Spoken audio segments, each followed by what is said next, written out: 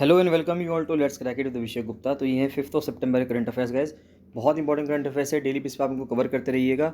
इनसे आगे आने वाले बहुत सारे एग्जाम्स में आपके कई सारे सवाल बनते हैं, क्योंकि करंट अफेयर्स से अब जितने भी एग्जाम्स हो रहे हैं उनमें करंट अफेयर्स का बहुत ज़्यादा योगदान रहने लगा है। इसलिए करंट अफेयर्स को डेली बेसिस पे कवर करना बहुत बहुत ज़्यादा ज़रूरी है। तो गाइज स्टार्ट करने से पहले बताना चाहूँगा कि अगर आपने let's crack it with Vishay Gupta का यूट्यूब चैनल सब्सक्राइब नहीं किया है तो उसको जरूर सब्सक्राइब कर लीजिएगा। और let's crack it with Vishay Gupta का फ्री टेलीग्राम चैनल भी है, जिसका लिंक आपको वीडियो के डिस्क्रिप्शन में मिल जाएगा। तो इसको जरूर से जरूर ज्वाइन करना। इसका लिंक इसको ज्वाइन करना बहुत ज़्यादा इंपॉर्टेंट है, क्योंकि सारे अपडेट्स यहीं पे आते हैं। तो इसको जरूर से जरूर ज्वाइन कीजिएगा। गाइस बताना चाहूँगा कि एफआरओ मेंस के लिए टेस्ट सीरीज चल रही है। आरओ सचिवालय के लिए जो वैकेंसी आने वाली है उसके लिए प्रिपरेशन बैच चल रहा है। पूरी जीएस की प्रिपरेशन करवाई जाएगी और करंट अफेयर्स की इन पीडीएफ्स को रेगुलर बेसिस पे लेने के लिए, जिससे कि बाद में आपको रिवीजन करने में ईजीनेस हो, तो उसके लिए भी आप ये पीडीएफ्स ले सकते हैं और डेली एमसीक्यू प्रैक्टिस भी ज्वाइन कर सकते हैं। तो इन सब के लिए आप 7665804421 पर कॉल या मैसेज कर सकते हैं। मैं बताना चाहूँगा कि इस वीडियो को लाइक एंड शेयर जरूर कीजिएगा।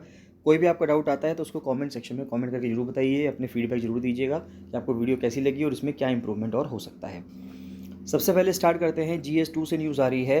सुप्रीम कोर्ट ने एक पिटीशन आई थी सुप्रीम कोर्ट में, तो सुप्रीम कोर्ट ने उसमें ये कहा है कि तलाक़ हसन का, क्योंकि तलाक़ बिद्दत जो थी, जैसे कि ट्रिपल तलाक़ का जो सिस्टम था, तो ट्रिपल तलाक़ को जब सुप्रीम कोर्ट ने नल एंड वॉइड कर दिया, कहा कि ये अनकॉन्स्टिट्यूशनल है, गैर संवैधानिक है और ये भारत में नहीं चल सकता, तो उसके बाद अब एक पिटिशन और आई है सुप्रीम कोर्ट में कि तलाक़ हसन के ऊपर। तो यानी कि इस्लाम में जो अलग अलग तरीके हैं जिनसे तलाक़ दिया जा सकता है, जिससे कि हस्बैंड और वाइफ अलग हो सकते हैं, तो उसमें एक तरीका है तलाक़ हसन का। तो सुप्रीम कोर्ट का यहाँ पे ये कहना है कि ये तरीका इतना गलत नहीं है, इतना इम्प्रॉपर नहीं है, ये तरीका ठीक है। तो सुप्रीम कोर्ट ने प्राइमा फेसी यानी कि प्रथम दृष्टि अगर हम देखें, observe that the Muslim personal law practice of तलाक़ हसन इज़ नॉट सो इम्प्रॉपर। तो तलाक़ हसन क्या है? तलाक़ हसन एक फॉर्म ऑफ डिवोर्स है by which a Muslim man can divorce his wife by pronouncing तलाक once every month over a 3 month period. तो हम एक महीने में, यानी कि जो इस्लाम में जो पुरुष होगा वो महिला को हर महीने में एक बार तलाक बोलेगा, और अगर इस तरह से उसने 3 महीने में लगातार 3 तलाक बोल दिया और इस बीच उनके बीच में सुलह नहीं हो जाती है, तो उनके बीच में तलाक हो जाएगा। तो a bench led by justice Sanjay Kishan Kaul said a Muslim women has the option to divorce by the process of खुला। तो खुला एक प्रोसेस है जिसमें कि महिला जो है इस्लाम में वो तलाक ले सकती है अपने हस्बैंड से, खुला प्रोसेस से, जिसमें कि जो उसको मेहर दी जाती है, डोरी दी जाती है, एक तरह से डोर आप कह दें इसको, या कि मेहर दी जाती है लड़की पक्ष को, तो वो अगर वो उसको वापस लौटा देगी तो वहाँ से वो तलाक ले सकती है। और something else that she received from her husband और without returning anything as agreed by the spouses और कादीज, यानी कि जो कोर्ट की डिग्री के द्वारा या जो दोनों स्पाउस हैं, हस्बैंड वाइफ है, उन दोनों के द्वारा जो भी डिसाइड हो कि जो मेहर की रकम दी गई थी वो रकम लौटानी है नहीं लौटानी है, जो भी करना है, लेकिन वो दोनों आपस में तलाक ले सकते हैं। चाहे तलाक हसन का तरीका हो जो हस्बैंड को पावर देता है कि आप प्रोनाउंसमेंट्स कर सकते हैं तलाक का, और चाहे खुला का एक तरीका हो। नेक्स्ट आता है भारत की चाइल्ड मोर्टेलिटी जो है वो 35 पे आ गई है पर 1000 बर्ड्स में। यानी कि चाइल्ड मोर्टेलिटी का मतलब ये हुआ कि जो बच्चे पैदा होते ही मर जाते हैं, तो वो काफ़ी हद तक कम हुआ है, जो कि अपने आप में एक बहुत अच्छी बात है।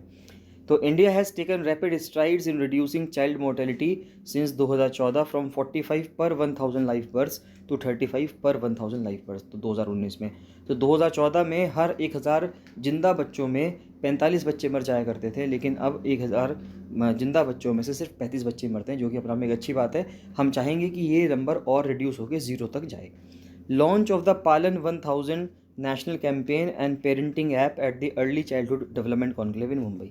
तो एक पालन 1000 करके एक ऐप लॉन्च की गई है, पेरेंटिंग ऐप है, और एक नेशनल कैंपेन है जिसको अर्ली चाइल्डहुड डेवलपमेंट कॉन्क्लेव के रूप में मुंबई में लॉन्च किया गया है। पालन 1000 focuses on the cognitive development of children, यानी कि बच्चों का किस तरह से विकास होगा, संज्ञानात्मक विकास किस तरह से होगा, उस पर केंद्रित करने वाली चीज़ है। The app will provide practical advice to caregivers, यानी कि जो बच्चों को केयर देते हैं तो उनको प्रैक्टिकल एडवाइस दी जाएगी कि यानी कि आप क्या तरीके अपनाएं जिससे कि बच्चे जो हैं सही से उनकी परवरिश हो, on what they can do in their everyday routine and will help clear doubts. A baby's brain development begins during pregnancy. एक बेबी का जो ब्रेन डेवलपमेंट है वो कब पैदा होता है, यानी कि एक छोटे बच्चे का, जो एक बेबी है उसका जो ब्रेन का डेवलपमेंट है वो तभी शुरू हो जाता है जब वो अपनी मदर की वूम्ब में होता है, यानी कि कोख में होता है। तो 9 महीने वो अंदर रहता है और 9 महीने के बाद जब वो बाहर आता है तो उसके बाद 2 साल तक करीब करीब फर्स्ट 1000 दिन, यानी जिस दिन से प्रेगनेंसी कंसीव होती है तब से लेके जब तक बच्चा 1000 दिन का हो जाता है, यानी कि 270 दिन हम माने 9 महीने वो अंदर रहा और उसके बाद जो बाकी के बचे दिन हैं जिस टाइम पे वो बाहर रहता है, वो हमसे दुनिया के अंदर रहता है, तो शुरू के 1000 दिन बच्चे के लिए बहुत ज़्यादा महत्वपूर्ण है। वो दिन में उसके ब्रेन का डेवलपमेंट होता है। तो a baby's brain development begins during pregnancy and is influenced by the pregnant women's health, nutrition, environment. यानी कि जो प्रेग्नेंट महिला है उसकी हेल्थ कैसी है, उसको न्यूट्रिशन कैसा दिया जा रहा है, उसका इन्वायरमेंट कैसा है, हेल्दी इन्वायरमेंट होना चाहिए, खुशी का माहौल होना चाहिए उसके चारों तरफ, जिससे कि उसकी जो प्रेगनेंसी है वो बहुत अच्छे से हो सके। The first 1000 days encompasses conception as well as the first 2 years of a child's life, and during this period the growing child needs the right nutrition, stimulation, love and support। तो पहले 1000 दिन बहुत ज़्यादा इंपॉर्टेंट होते हैं, यानी कि जिस टाइम पे कंसेप्शन होता है फीमेल को, मदर को, और उसके बाद अगले 2 साल तक का समय बहुत इंपॉर्टेंट होता है एक बच्चे के लिए, क्योंकि इसी समय पे उसकी जो ब्रेन का जो डेवलपमेंट है वो होता है। The first 1000 days establishes a solid platform for a child's physical, mental, emotional, cognitive और सोशल हेल्थ। नेक्स्ट आता है, नेपाल ने गोरखा रिक्रूटमेंट पे जो भारत ने अग्निपथ स्कीम लॉन्च की थी, तो उसमें नेपाल से भी सैनिक जो है भारत के सैनिकों में, यानी कि भारत की जो आर्मी है उसके अंदर इंक्लूड होते हैं। तो अब क्योंकि भारत अग्निपथ स्कीम लेके आ रहा है तो नेपाल ने यहाँ पे कुछ रिजर्वेशंस अपने दिखाए हैं, कुछ अपनी चिंताओं को यहाँ पे जाहिर किया है। तो नेपाल ने पोस्टपोन कर दिया है recruitment rally from where which were to be held in that country to recruit Gorkha soldiers for the Indian army. तो नेपाल ने इस चीज़ के लिए पोस्टपोन कर दी है अपने यहाँ पे रिक्रूटमेंट रैली, क्योंकि वहाँ पे वो गोरखा सोल्जर्स को रिक्रूट करती थी जिससे कि वो भारत में इंडियन आर्मी में ज्वाइन कर सकें। लेकिन नेपाल ने अग्निपथ स्कीम के चक्कर में उसको पोस्टपोन कर दिया है। तो नेपाल ने क्यों पोस्टपोन किया है Agnipath recruitment rallies? The decision to postpone these rallies has been taken by the Nepalese government as it is of the opinion that this new form of entry into the Indian military is not covered under the tripartite agreement. अब क्या हुआ था 1947 में जब भारत आज़ाद हुआ तो उस time पे एक त्रिपक्षीय यानी कि ट्राइपार्टाइट एक समझौते पर हस्ताक्षर किए गए थे, जिसमें नेपाल था, भारत था और इंग्लैंड था यानी कि यूके था, जिसमें डिसाइड हुआ था क्योंकि गोरखा जो थे वो ज़्यादातर नेपाल के सिटीजन्स हुआ करते थे और वो भारत की सेना में थे। तो अब किस तरह से होगा, उनको पेंशन्स किस तरह से मिलेगी, पोस्ट रिटायरमेंट बेनिफिट्स कैसे मिलेंगे, तो सब चीज़ें उसमें हुआ था। तो उनका कहना ये है कि जो 1947 में एग्रीमेंट था उसके तहत ये जो अग्निपथ स्कीम है, क्योंकि ये 2021-2022 में आई है, 2022 में आई है, तो 2022 में आने के बाद हम इस पर एग्री नहीं कर रहे क्योंकि ये 1947 के एग्रीमेंट में नहीं है। तो according to reports from Nepal the government feels that the Agnipath scheme must be approved by it.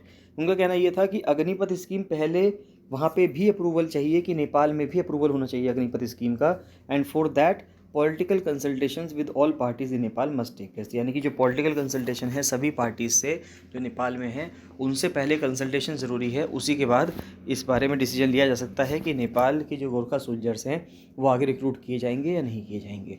तो ट्राइपार्टाइट एग्रीमेंट क्या है, त्रिपक्षीय जो समझौता है वो क्या है भारत, नेपाल और यूके के बीच में?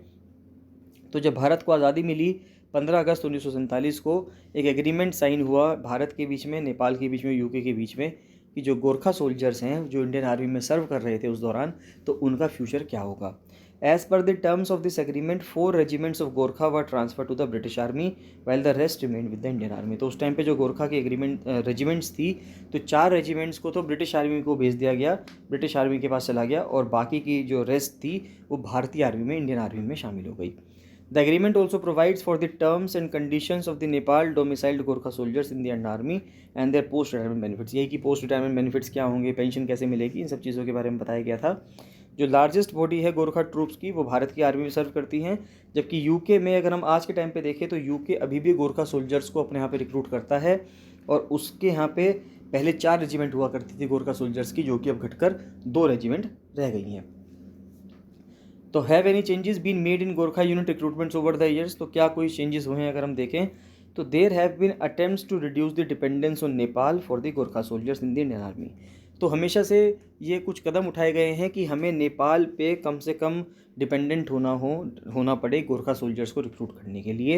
And to this effect the composition has increasingly been attempted to be balance between Indian and Nepal domicile troops. तो अब ये भी हो रहा है कि इंडियन आर्मी के अंदर जो गोरखा सोल्जर्स हैं उनकी जो मात्रा है वो भारत के जो गोरखा हैं और नेपाल के जो गोरखा हैं इसके ऊपर भी देखा जा रहा है कि इन दोनों के बीच में बैलेंस बनाया जा सके, हम ज़्यादा गोरखा सोल्जर्स के लिए नेपाल के जो गोरखाज हैं उनके ऊपर डिपेंड ना हों।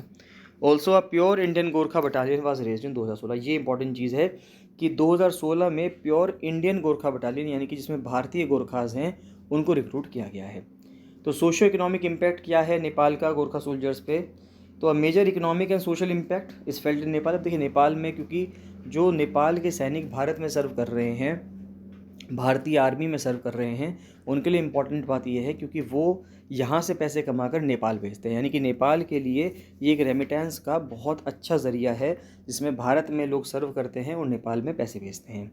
Due to the Nepal domiciled Gorkha soldier serving in Indian army, much of it has to do with the remittances that they send home, यानी कि भारत में पैसा कमाकर वो नेपाल भेजते हैं। These remittances have significantly contributed to social modernization, यानी कि जो समाज में जो मॉडर्नाइजेशन आया है, जो कुछ अलग थलग गांव थे नेपाल के उनके अंदर मॉडर्नाइजेशन आया है, वहाँ पे डेवलपमेंट हुआ है। while the financial remittance spurred entrepreneurship development thereby contributing to regional development, यानी कि जो पूरा क्षेत्र है वहाँ पे रीजनल डेवलपमेंट हुआ है। नेपाल का जो क्षेत्र है, भारत का जो क्षेत्र है, यूपी और बिहार के बॉर्डर पे लगते हुए जो क्षेत्र है वो सबका उनका डेवलपमेंट हुआ है। Another aspect is the presence of ex serviceman of Indian army इन नेपाल। अब जो इंडियन आर्मी से जो एक्स सर्विसमैन हैं नेपाल में, रिटायर्ड पर्सनल हैं, तो इनसे क्या फ़ायदा हो रहा है कि इनसे भारत और नेपाल के बीच में जो रिलेशंस हैं उनको इम्प्रूवमेंट हो रहा है, क्योंकि ये गुडविल के रूप में है कि वो भारतीय आर्मी में सर्व करके आए हैं, नेपाल में रह रहे हैं, तो एक गुडविल ये बनाता है। नेक्स्ट GS3 से सबसे पहले न्यूज़ आ रही है, ट्रांसपोर्टेशन से न्यूज़ आ रही है कि सुपर वासुकीज़ जो है made in trial a hit. अब देखिए भारत ने एक बहुत लंबी ट्रेन बनाई है, क्योंकि वासुकी जो है एक बहुत नाग को कहा गया है, नाग का रूप है, तो सुपर वासुकी का मतलब हुआ कि बहुत लंबा नाग हुआ, या यहाँ पे एक बहुत लंबी ट्रेन है जिसको कि बहुत ज़्यादा मात्रा में जो गुड्स ट्रेन है यानी कि इस माल ढोने के लिए इसको बनाया गया है। Railways conducted a test run of its longest freight train, सबसे लंबी ये फ्रेट ट्रेन है, फ्रेट का मतलब है जो माल ढोने के लिए ट्रेन होती है, super Vasuki with 295 loaded wagon, इसमें 295 लोडेड वेगन है जिसका वजन 27,000 टन है, कोयला इसके अंदर भरा गया है। तो बहुत इंपॉर्टेंट चीज़ है कि 15 अगस्त को आज़ादी का अमृत महोत्सव के दिन 27,000 टन भरा हुआ जो कोयले से भरी हुई जो सुपर वासुकी ट्रेन है उसको चलाया गया। 3.5 किलोमीटर लंबी ट्रेन थी, cover the distance of about 267 kilometre between Korba in Chhattisgarh and Rajnandgaon in Nagpur Maharashtra, और इसको साउथ ईस्ट सेंट्रल रेलवे ने चलाया है। तो 3.5 किलोमीटर लंबी ट्रेन है, 267 किलोमीटर का डिस्टेंस कवर किया गया है छत्तीसगढ़ से नागपुर के बीच में, यानी कि महाराष्ट्र के बीच में। This is the longest and heaviest freight train ever run by the railways. तो भारतीय रेलवे के द्वारा सबसे लंबी और सबसे भारी ट्रेन अब तक की चलाई गई है। The national transporter said adding that the train takes about 4 minutes to cross a station. तो ये इतनी लंबी ट्रेन है, 3.5 किलोमीटर लंबी ट्रेन है, और ये जिस भी स्पीड से चलती होगी तो इस स्पीड से चलने पे ये एक स्टेशन को पार करने में 4 मिनट का समय लेती है, यानी कि 4 मिनट तक ये ट्रेन चलती रहती है एक स्टेशन को पार करने के लिए। अमाउंट ऑफ कोल जो ये लेके जा रही है वो इतना है कि 3000 मेगावाट बिजली बनाने वाला पावर प्लांट एक दिन में लगातार बिजली बना सकता है, जितना कोयला इस अकेली ट्रेन ने ले रखा था। This is 3 times the capacity of existing railway tracks, यानी कि जो अभी ट्रेनें चलती हैं उनसे 3 गुना सामान ये लेके गई है, 3 गुना माल लेके गई है। अभी जो लेके जाती हैं वो करीब 9,000 टन लेके जाती हैं एक जर्नी में, ये 27,000 टन लेके गई हैं। रेलवे का प्लान है टू यूज़ दिस अरेंजमेंट, यानी कि longer freight trains more frequently, specially to transport coal in peak demand season, यानी कि जब पीक डिमांड का सीज़न होता है गर्मियों के समय पे, जिस टाइम पे बिजली की बहुत ज़्यादा रिक्वायरमेंट होती है और शॉर्टेज होने लगती है पावर प्लांट्स में कोयले की, तो उसके लिए रेलवे सोच रहा है, सरकार सोच रही है कि इसको ज़्यादा से ज़्यादा उस समय पे चलाया जाएगा। नेक्स्ट वापस से एनर्जी से रिलेटेड न्यूज़ आ रही है कि भारत जो है पेट्रोलियम कोक, पेट कोक जिसको कहते हैं, उसको वेनेजुएला से खरीद रहा है। तो Indian companies are importing significant volumes of petroleum coke from Venezuela for the first time, trade sources and shipping data show, as the OPEC nation boost exports not specifically targeted by the US sanctions. क्योंकि OPEC nations जो हैं, जितने भी oil and petroleum exporting countries हैं, क्योंकि वो US के sanctions से बाधित नहीं हैं, यूएस ने उन पर कोई सैंक्शंस नहीं लगा रखे, तो इसलिए वो दूसरे देशों को अपना जो सामान है, पेट्रोलियम है, कोक है, कुछ भी चीज़ें हैं, यानी कि फॉसिल फ्यूल बेस्ड जितनी भी चीज़ें हैं उनको बेच रहे हैं, उनको एक्सपोर्ट कर रहे हैं, और भारत उनको इम्पोर्ट कर रहा है।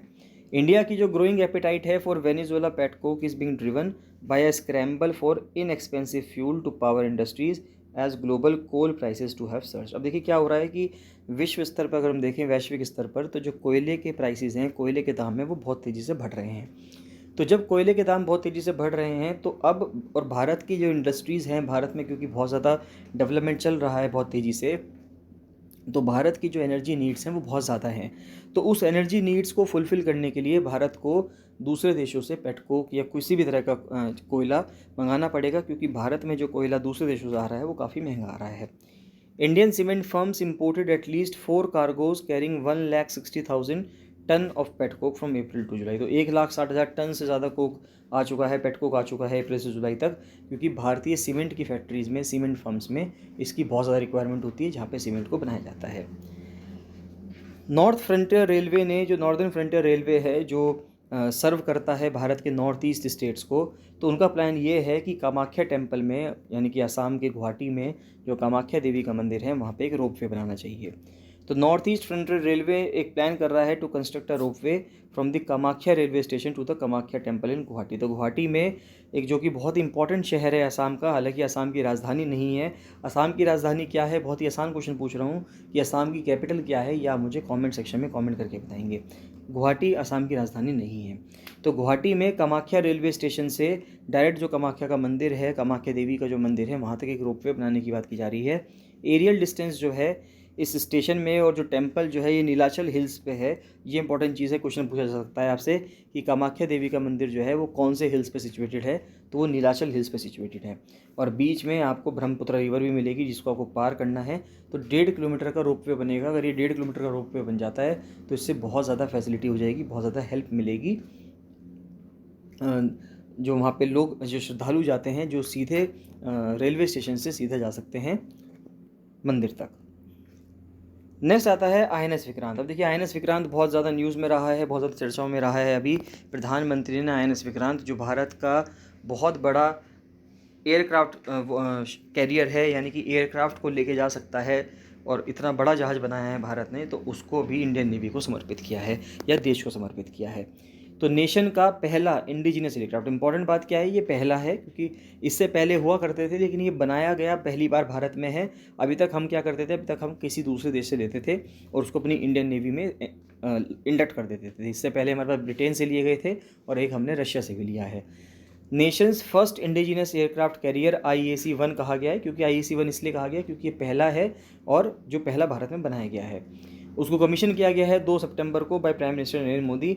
The commissioning of the warship, जिसको विक्रांत कहा गया है, marks a historical milestone of realisation of nation's commitment towards आत्मनिर्भरता। यानी कि भारत सेल्फ रिलायंस पे चल रहा है, यानी कि आत्मनिर्भर होता जा रहा है, कि अब इतने बड़े जहाज़ बनाने के लिए भारत को दूसरे देशों पर डिपेंड नहीं होना पड़ेगा, क्योंकि दूसरे देशों से हमें ख़रीदना नहीं पड़ेगा, कि भारत के पास ये टेक्नोलॉजी और इतनी कैपेबिलिटी आ गई है, इतनी क्षमता आ गई है कि भारत इसको खुद बना सकता है। Navy said in an official release, PM Modi was the chief guest on the occasion. Vikrant एक लार्जेस्ट वॉरशिप है to have ever been built in India. तो सबसे बड़ा शिप है जो आज तक भारत ने कभी बनाया है, and the first indigenously designed and built aircraft carrier for the Indian navy. It puts India in an elite club of nations that have the capability to design and build these giant powerful warships। अब देखिए ये इतना giant, इतना बड़ा, इतना powerful worship है, तो भारत कुछ उन इलीट नेशंस की लिस्ट में आ गया है जिनके पास ये कैपेबिलिटी है कि वो इतना बड़ा जहाज़ बना सकते हैं। The navy to delivery of the warship design by the warship design bureau, जो उसका खुद का इन हाउस ऑर्गेनाइजेशन है, from the manufacturer Cochin shipyard limited. तो कोचिन शिपयार्ड लिमिटेड का जो वॉरशिप डिज़ाइन ब्यूरो है, वहाँ से नेवी ने वॉरशिप को लिया है, डिज़ाइन करवाया है। एक जो पब्लिक सेक्टर शिपयार्ड है under ministry of ports, shipping and waterways, तो मिनिस्ट्री ऑफ पोर्ट्स जो है उनके द्वारा, उसके अंडर जो कोचिन शिपयार्ड आता है उसके द्वारा इसको बनाया गया है। The ship has successful completed its 4th and final phase of sea trials 3 weeks previously. तो 3 हफ्ते पहले, आप कह सकते हैं 1 महीने पहले करीब, इन्होंने जो अपने चौथे फेज़ के जो ट्रायल्स थे, सी ट्रायल्स थे फाइनल फेज़ के, वो कंप्लीट कर लिए, यानी कि अब ये पूरी तरीके से इंडक्ट होने के लिए हो चुका था कि इंडियन नेवी में इंडक्ट हो सकता है, भारत देश को समर्पित हो सकता है, तो वो प्रधानमंत्री ने किया भी है। तो इम्पॉर्टेंट क्यों है भारत के लिए एयरक्राफ्ट कैरियर? देखिए, भारत के लिए एयरक्राफ्ट कैरियर होना बहुत ज़रूरी है, क्योंकि किसी भी देश को अगर अपने समुद्र में, क्योंकि भारत देश के तीनों तरफ समुद्र है, 3 तरफ समुद्र है, तो इतने बड़े समुद्र पे अपनी निगरानी रखने के लिए एक एयरक्राफ्ट कैरियर का होना बहुत ज़रूरी है, क्योंकि एयरक्राफ्ट कैरियर आपको बहुत ज़्यादा मौका देता है कि आप आगे हाई सीज़ में, यानी कि जो बहुत दूर दराज के जो समुद्र के क्षेत्र होते हैं, वहाँ तक आप अपनी पहुँच बना सकते हैं। अगर आपने जिन लोगों को मूवीज़ का शौक़ है, अगर आपने कुछ मूवी देखी हो, जैसे कि गज़नी मूवी आई थी, गाज़ी मूवी आई थी, तो गाज़ी मूवी में भी दिखाया गया था कि बे ऑफ बंगाल में जिस टाइम पे 1971 में वॉर हुआ, लिबरेशन वॉर हुआ बांग्लादेश का, तो भारत के पास उस टाइम पे जो वॉरशिप था, यही वॉरशिप जैसा अभी भारत ने बनाया है, ऐसे उस टाइम पे वॉरशिप था जो हमने ब्रिटेन से या सोवियत यूनियन से ले रखा था, तो वो हमने बे ऑफ बंगाल में डिप्लॉय किया। बे ऑफ बंगाल में उसके होने की वजह से पूरा बे ऑफ बंगाल भारत के कब्ज़े में था। कब्ज़े में कहने का मतलब क्या है कि भारत की पकड़ थी पूरे बे ऑफ बंगाल पे, क्योंकि वहाँ से ईजिली कोई भी एरोप्लेन, कोई भी फाइटर जेट उड़ के जा सकता था और वहाँ पे लैंड कर सकता था।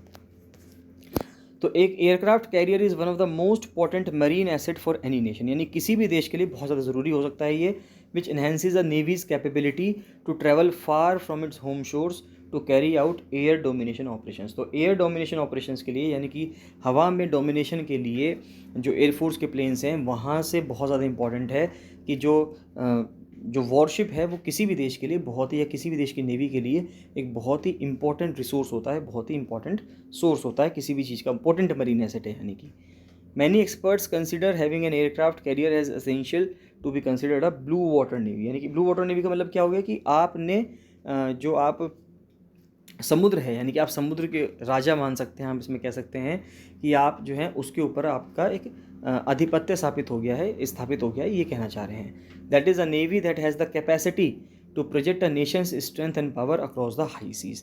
अब देखिए हाई सीज़ क्या होता है, इसका कॉन्सेप्ट आप समझ लीजिए थोड़ा सा हाई सीज़ का। अगर ये भारत है, भारत का जो नीचे का है, यानी कि जो साउथ इंडिया का पार्ट है, अगर हम उसको कहें, यहाँ पे आपको केरला मिल जाएगा, इधर आपको तमिलनाडु मिल जाएगा, कुछ इस तरह से मिलेगा, और इधर आपको अरेबियन सी मिल जाएगा, अरब सागर मिलेगा, यहाँ पे बे ऑफ बंगाल है, BOB, और बैंक ऑफ बड़ौदा नहीं है, ये बे ऑफ बंगाल है, और नीचे इंडियन ओशन है। तो अब भारत की सीमा से 200 नॉटिकल माइल्स अगर आप दूर जाएंगे समुद्र में, तो 200 नॉटिकल माइल्स तक बनता है एक्सक्लूसिव इकोनॉमिक जोन, है ना। तो इसको एक्सक्लूसिव इकोनॉमिक जोन कहते हैं, EEZ कहते हैं। ये किसी भी देश के पास होता है जिसकी भी समुद्री सीमा होती है। ये UN क्लॉज जो है, यूनाइटेड नेशंस का जो कन्वेंशन है लॉ ऑफ द सी, तो उसके तहत आया है। तो वहाँ से 200 नॉटिकल माइल का मतलब कितना हो गया कि अराउंड ये आपको 300 साढ़े 300 किलोमीटर के आसपास का एरिया बनता है कि आपकी समुद्री सीमा से, यानी कि आपकी सीमा से, यहाँ की जो ज़मीन की सीमा है आपकी, वहाँ से 300 साढ़े 300 किलोमीटर आगे तक समुद्र में ये उस देश का एक्सक्लूसिव इकोनॉमिक जोन होता है, किसी भी देश का। लेकिन उससे आगे अगर आप जब समुद्र में चलते हैं, उसको हम हाई सीज़ बोलते हैं। तो यहाँ पे जो हाई सीज़ वर्ड आ रहा है, इसका मतलब यही है कि भारत का एक्सक्लूसिव इकोनॉमिक जोन पार करने के बाद जो समुद्र बढ़ता है, उसको हम हाई सीज़ बोलते हैं। An aircraft carrier generally leads as the capital ship of a carrier strike या battle group. As the aircraft carrier is a prized and sometimes vulnerable target, it is usually escorted in the group by destroyers, missile cruisers, frigates, submarine, supply ships. देखिए, किसी भी देश के लिए जो aircraft carrier है, वो उस देश के लिए बहुत ही इंपॉर्टेंट संपत्ति है। तो अब दूसरा देश, जो विरोधी देश है, वो कोशिश करेगा कि आपके एयरक्राफ्ट कैरियर को नुकसान पहुंचा दे, उसे ख़राब कर दे। तो कोई भी एयरक्राफ्ट कैरियर जब चलता है, तो उसके चारों तरफ सिक्योरिटी चलती है, एस्कॉर्ट होकर चलता है वो, और नीचे सबमरीन भी चलती है, जिससे कि उसको हर तरह के जो उसमें दिक्कतें आ सकती हैं, उसको कोई परेशान कर सकता है, यानी कि उस शिप को, तो हर तरह की दिक्कतों से उसको बचाया जा सकता है। तो why is it a big deal that this warship has been made in India. तो यानी कि क्या बड़ी बात है इसमें कि ये इसको मेड इन इंडिया बनाया गया है। तो 5 या 6 देश के पास ही ये कैपेबिलिटी है कि वो एक एयरक्राफ्ट कैरियर बना सकती है, और भारत ने उस ग्रुप को शामिल किया है। ये अपने आप में एक बहुत बड़ी बात है। India has had aircraft carriers earlier too. ऐसा नहीं है कि भारत के पास पहले नहीं थे, पहले थे, लेकिन या तो वो ब्रिटिश के द्वारा बनाए गए थे या वो रशियंस के द्वारा बनाए गए थे। INS विक्रमादित्य को, जिसको कमीशन किया गया था 2013 में, and which is currently the navy's only aircraft carrier, started out as the Soviet Russian warship admiral Gorshkov. अब देखिए, भारत में INS विक्रमादित्य है, 2013 में, ये एकमात्र अभी हमारे पास एयरक्राफ्ट कैरियर है। लेकिन प्रॉब्लम ये है कि ये जो एयरक्राफ्ट कैरियर है ये सोवियत यूनियन का है। इससे पहले इसका नाम एडमिरल गोर्शकोव हुआ करता था, लेकिन वो भारत ने सोवियत रशियन वॉरशिप था, सोवियत के समय का था उस टाइम से, लेकिन भारत ने अब इसको अपने पास ले लिया है। इंडियाज़ 2 अर्लियर कैरियर्स यानी कि INS विक्रांत और INS विराट, ये पहले ब्रिटिश बिल्ट हुआ करते थे, जिसका नाम HMS यानी कि हिज मैजेस्टी शिप हरक्यूलिस हुआ करता था और हिज मैजेस्टी शिप हरमीस हुआ करता था। तो हरक्यूलिस और हरमीस का नाम चेंज करके भारत ने विक्रांत और विराट रख लिया। ये इन दोनों वॉरशिप्स को कमीशन किया गया था 1961 में और 1987 में। तो अब आप देख सकते हैं कि ये जो नया एयरक्राफ्ट है, इसकी हाइट, एयरक्राफ्ट कैरियर है, इसकी हाइट 59 मीटर्स है, डेक 14 है, इसमें लेंथ 262 मीटर है, विड्थ 62 मीटर है, वेट 40,000 टन है जो पानी ये डिस्प्लेस करेगा। 1700 क्रू इसके अंदर रह सकता है, 1700 लोग एक बार में रह सकते हैं, 2300 कंपार्टमेंट्स हैं इसमें। इसकी परफॉर्मेंस देखेंगे तो टॉप स्पीड 28 नॉट्स है, क्रूजिंग स्पीड 18 नॉट है और एंड्योरेंस 7,500 नॉटिकल माइल है। यानी कि एक बार में जब ये चलेगा पूरा फ्यूल लेके, सब कुछ लेके, तो एक बार में 7,500 नॉटिकल माइल्स तक जा सकता है, जो कि अपना में एक बहुत बड़ी क्वांटिटी है, बहुत बड़ी एक डिस्टेंस है जो ये कवर कर सकता है।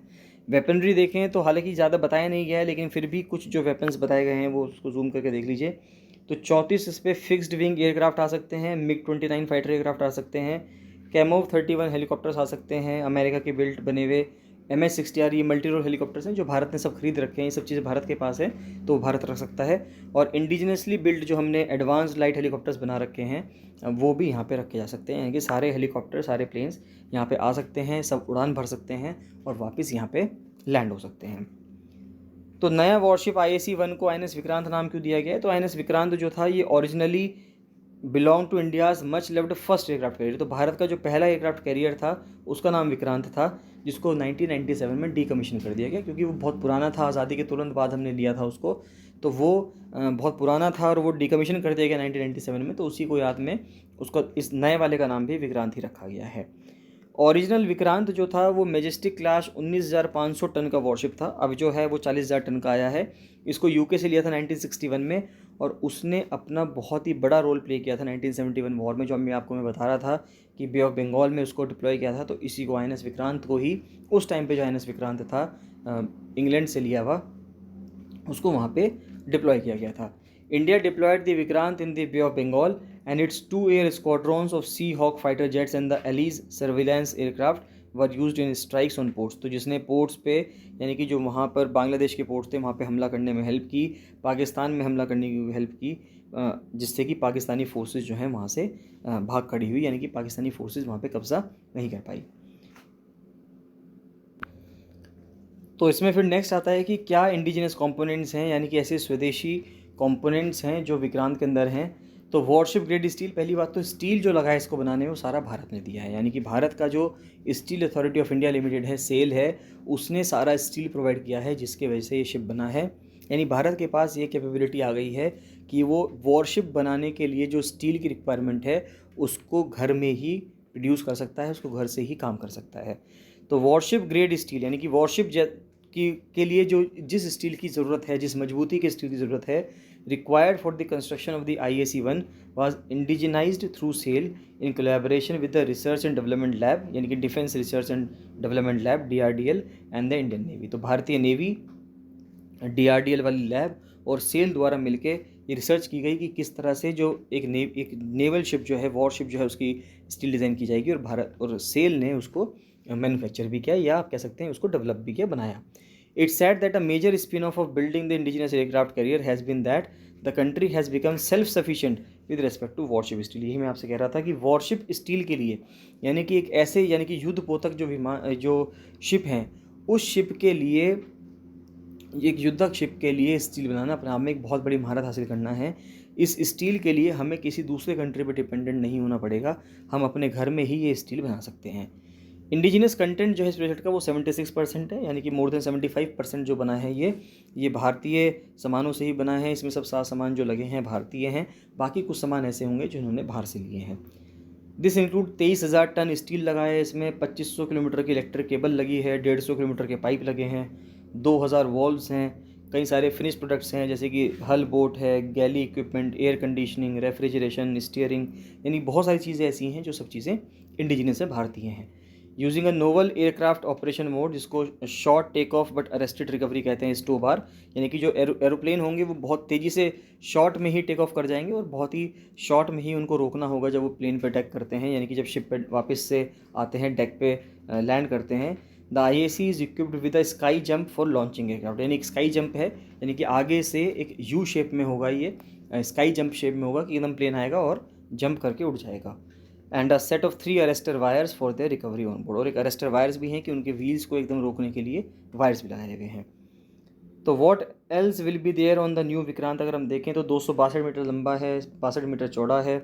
विक्रांत ने 43,000 टन जो है ये पानी को डिस्प्लेस करेगा जब पूरा लोडेड होगा, और इसकी स्पीड 28 नॉट होगी, जिसका मतलब है 52 किलोमीटर पर आवर की स्पीड से चलेगा, 52 की स्पीड से चलेगा मैक्सिमम स्पीड पे।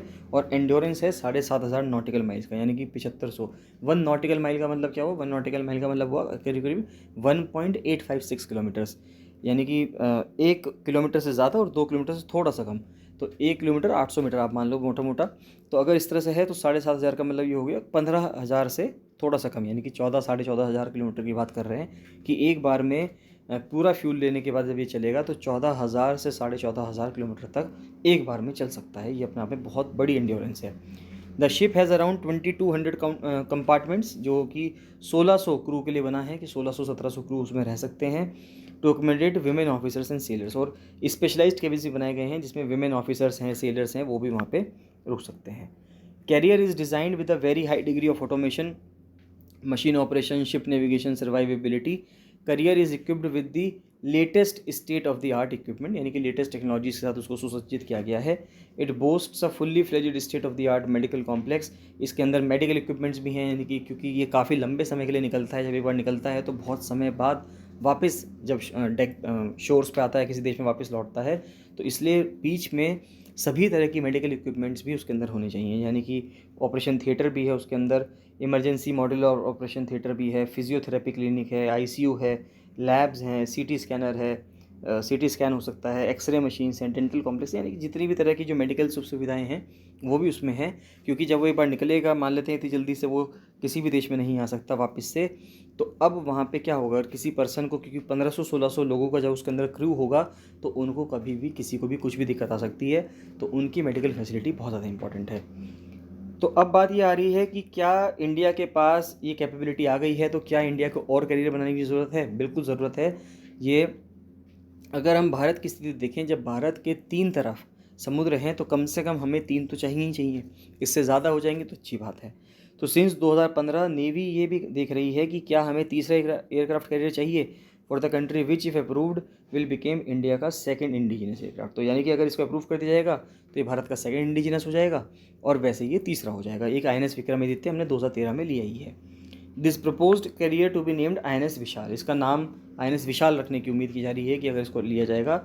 Is intended to be a giant 65,000 ton vessel. अब इंपॉर्टेंट है कि ये 43 टन था, 43,000 टन वेसल था, इसको 65,000 टन वेसल बनाएंगे, यानी इसको और भी बड़ा बनाएंगे, यानी कि वो बहुत बड़ा होगा IAC-1 और INS विक्रमादित्य दोनों से। यूनाइटेड स्टेट्स की नेवी के पास 11 एयरक्राफ्ट कैरियर है। अपना आप कह सकते हैं कि हम 1 या 2 पे ही बात कर रहे हैं अभी, और जो यूनाइटेड स्टेट्स की नेवी है उसके पास 11 एयरक्राफ्ट कैरियर हैं। चाइना बहुत तेज़ी से आगे बढ़ रहा है, उसके पास अभी 2 कैरियर्स हैं, तीसरा मेकिंग में है, और दूसरे और 2 बनने की उम्मीद है अगले 1 दशक में। और अगर भारत की अगर मैं बात करें तो भारत अगर अभी चाहता है कि वो तीसरा बनाने की कोशिश करे तो अगले 10 साल में जाकर उसको तीसरा वॉरशिप मिल पाएगा, जिसमें अब आप सोच सकते हैं कि अगर अब बनाना स्टार्ट करेंगे और अब सोचेंगे इसके बारे में तो अगले 10 साल बाद जाके वो हमें मिल पाएगा, कमीशन हो पाएगा।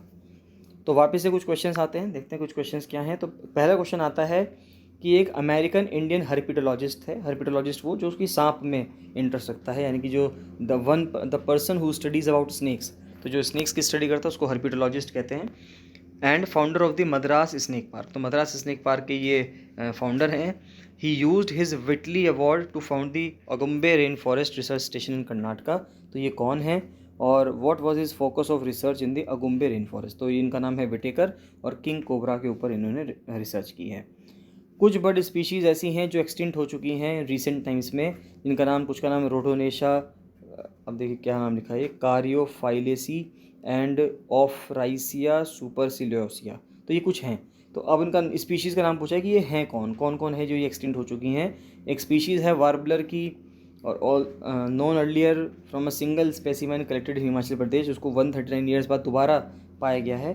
तो who collected this single specimen, where was it discovered. तो इस बहुत सारे सवाल पूछ लिए एक साथ। तो पिंक हेडेड डक है पहले सवाल का जवाब, फिर हिमालयन क्वेल है, एओ ह्यूम थे और उसको कहाँ रीडिस्कवर किया गया, थाईलैंड में इसको रीडिस्कवर किया गया।